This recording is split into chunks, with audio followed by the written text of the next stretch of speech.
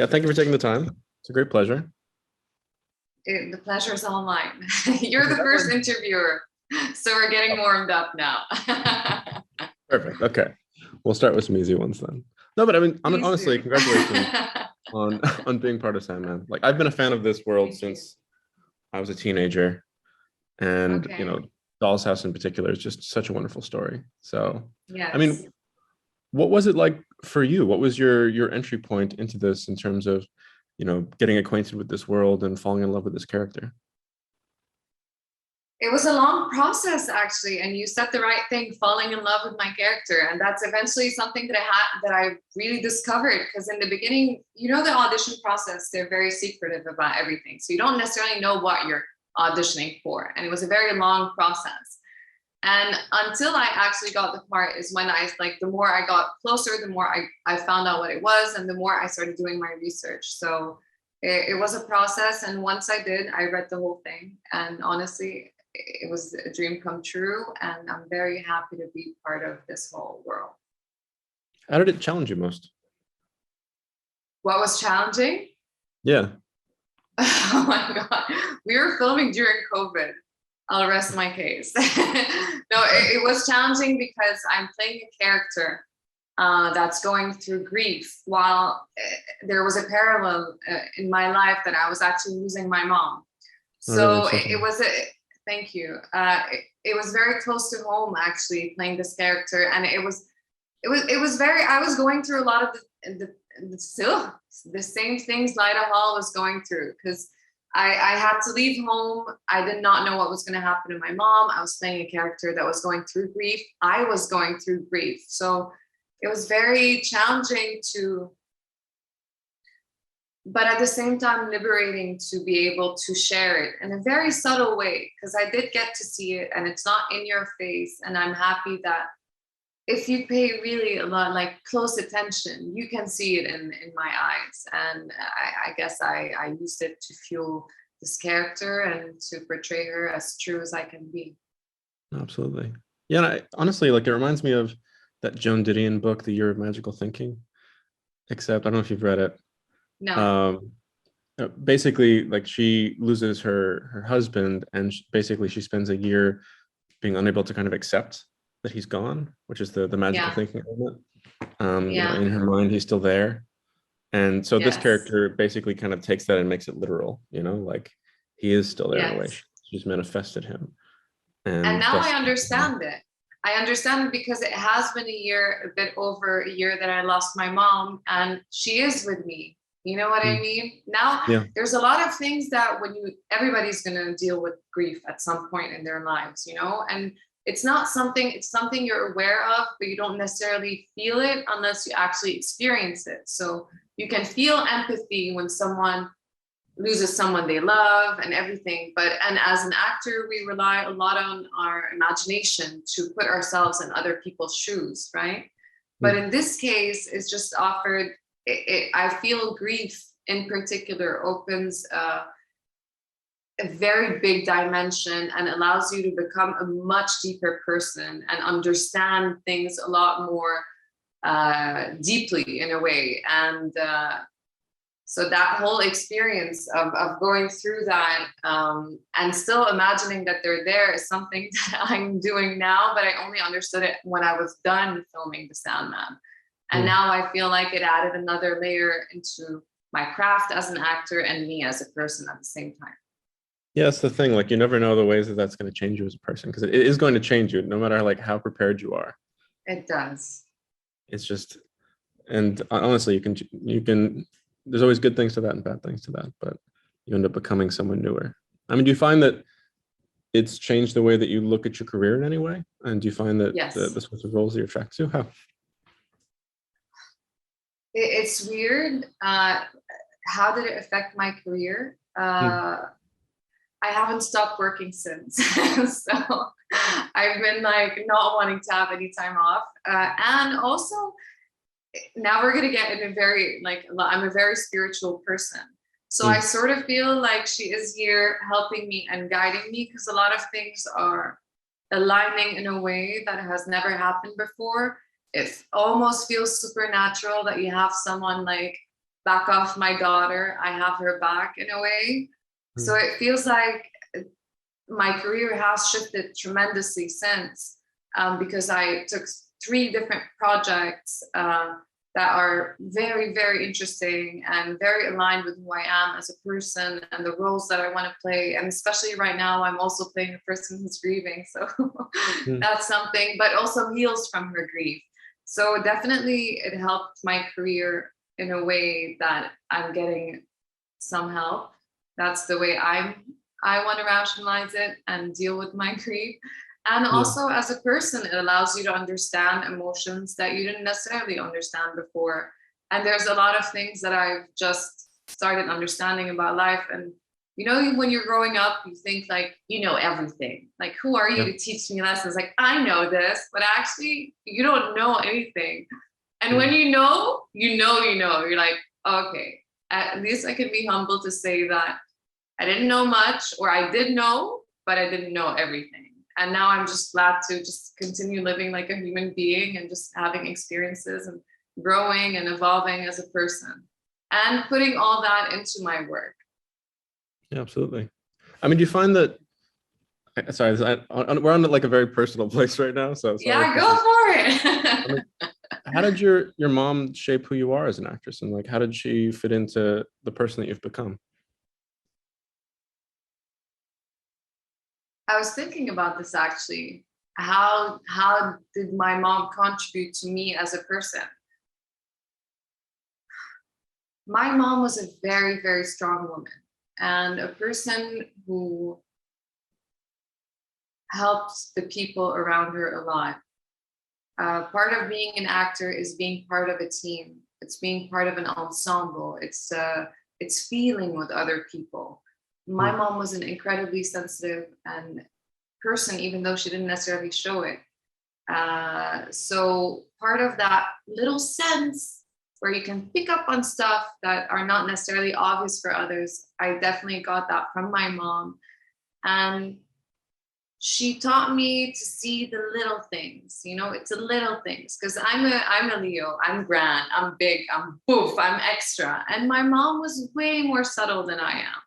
And it's just like fine tuning myself to vibrate on her frequency that is very subtle, that is very sweet and very raw and vulnerable and nurturing. Uh, and I definitely took that from her. And I guess I'm an actor.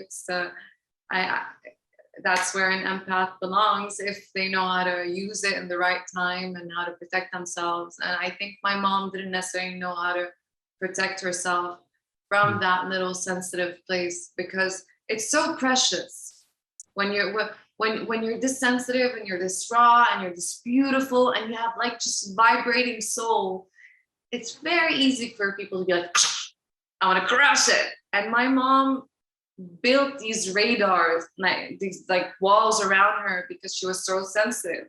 So for me, my challenge is how am I gonna, and I need to be sensitive in my life. So how am I gonna navigate through this life where having all these challenges actually soften me up rather than becoming tougher? Mm. Because you can be strong, but I don't want to close off because when I do put that wall, then I'm not able to feel anymore. And that's a challenge, how to continue being sensitive and protect yourself and just stay soft and strong when you have to be. So it's just like she taught me a lot of things by not saying anything, by just being. And you realize the lesson you learn when they're gone. You Mm. realize the little things. You do. You're like, you cannot imagine the immense like lessons I know now that I credit to her. Mm. But when you're living it, you don't necessarily know you're living it. It's only after it's gone that you're like, oh, okay. If you know, you know now. Like I said Yeah, I mean, you apply before. those lessons, I think, more consciously. Like, my grandfather, for example, like I always have his, chain from, when he was in the war, because, his, what he taught me is like what I apply to being an interviewer, apply to meeting other people, to, pursuing things. And because he's not there, I feel like I owe that to him to keep it conscious, So I'm sure it's the same for you. Yes. Yes. Yeah. I do. In a way, it's bittersweet.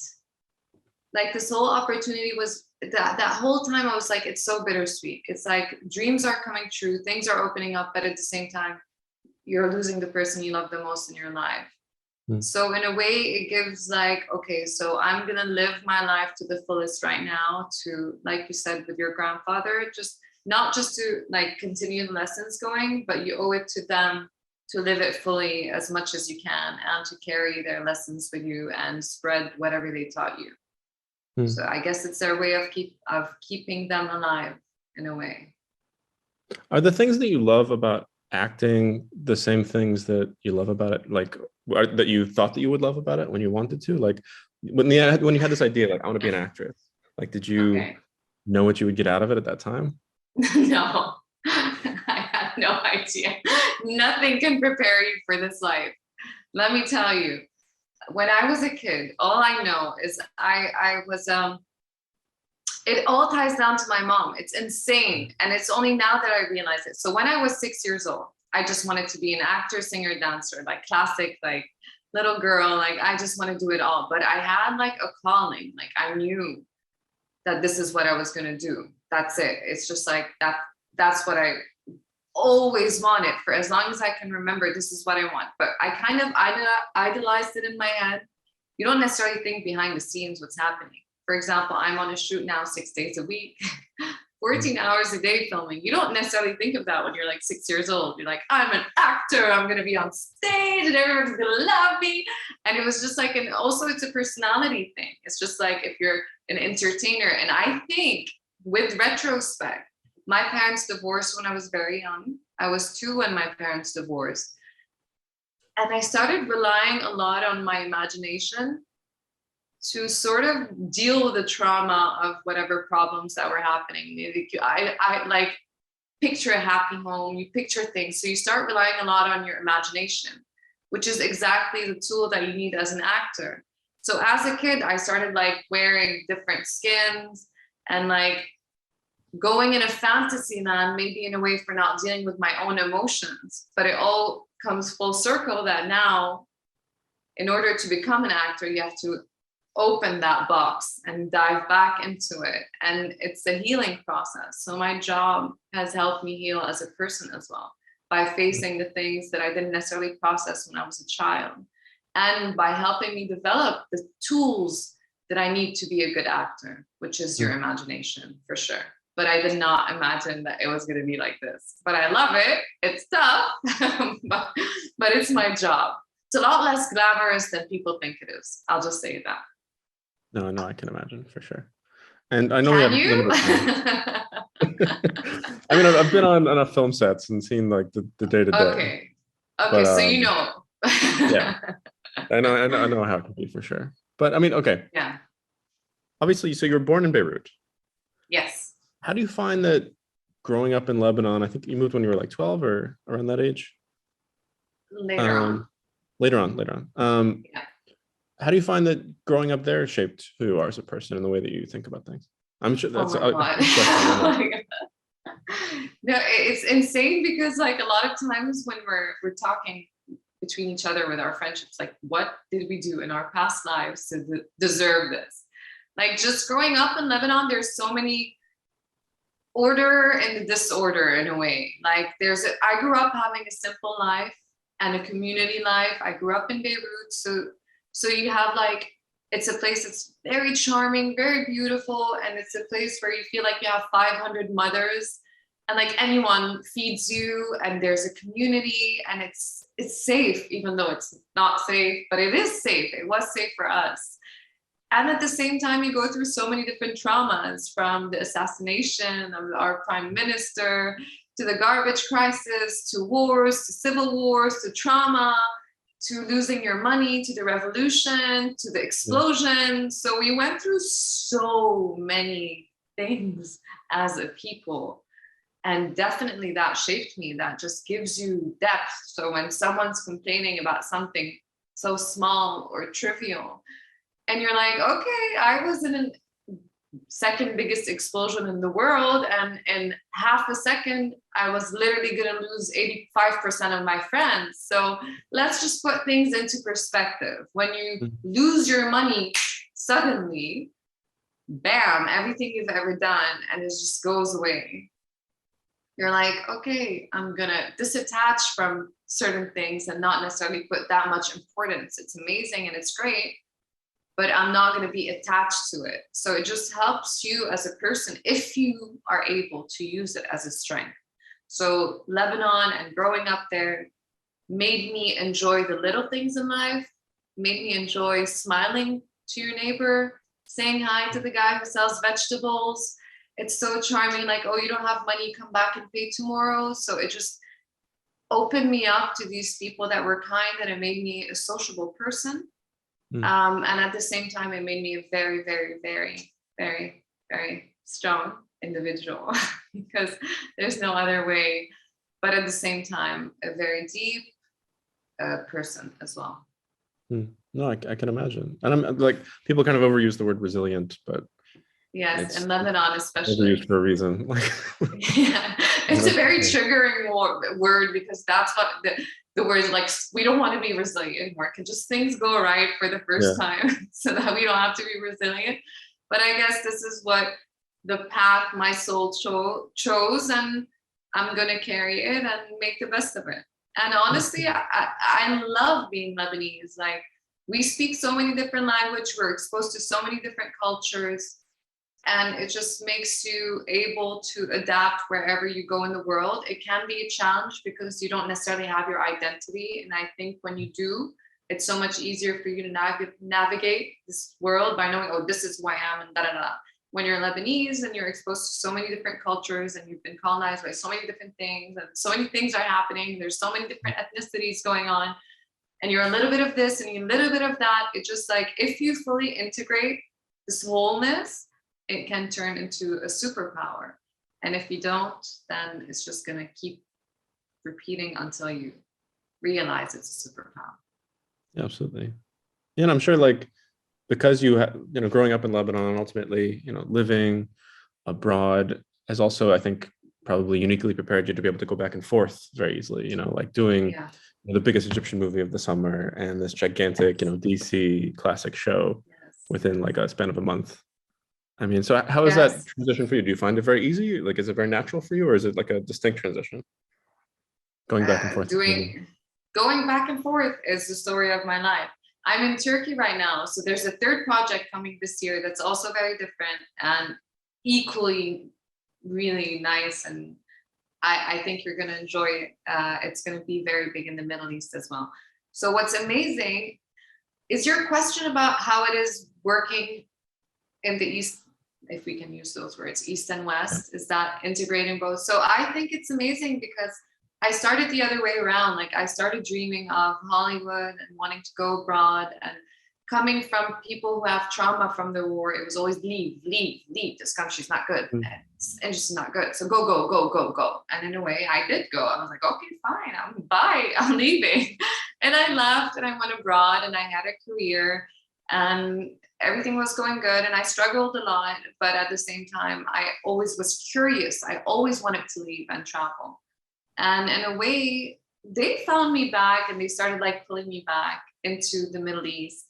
And I'm so happy that it happened because these are my roots that I wasn't necessarily in touch with back then. And it almost feels as if I had to lose myself in order to find myself again and to find this beautiful balance of wanting to work in the Middle East. And I feel very like I have an international upbringing, but I also want to be in the Middle East. And because we have a lot of local talents, we have a lot of beautiful projects, we have a lot of talented people, and I just want to be part of that, especially in Egypt more, but now more so in the Pan-Arab, which is the show that I'm working on right now. But at the same time, it's very important for me to also have a presence abroad to help contribute positively to the way Arabs are perceived, even though I'm not playing an Arabic person in the series. It's still important to be like, oh, Lebanese, oh, you're not all like this. No, actually, no, we're not all like that. It's just like, just that is enough for me. And it's important. And especially with everything happening in Lebanon, it's great that we have good news from time to time, being like, oh, there's a Lebanese girl in DC Comics. Hey, good news. Like, no one's dying. There's no bomb somewhere. So it's good. Like, I love doing that, and I want to represent it. I don't want the weight of representing it. I'll just do what comes naturally to the best of my ability. Absolutely. You're doing a wonderful Without job. carrying the crown. Because Miss Lebanon was yesterday. Oh, true. Yes, true. Yes. But I'm being instructed that we gotta wrap there. We're gonna speak again in a little bit for Harper's Bazaar. So this is more of a, I'll see you in a little bit. Okay. Well, it was great See you talking to you. later. Hope Yes, you're going to see the high. beginning and the end. Let's see how I'm going to talk to you by the end of it. We'll be great, I'm sure. I'll see you in a little bit. Thank you so much. Bye.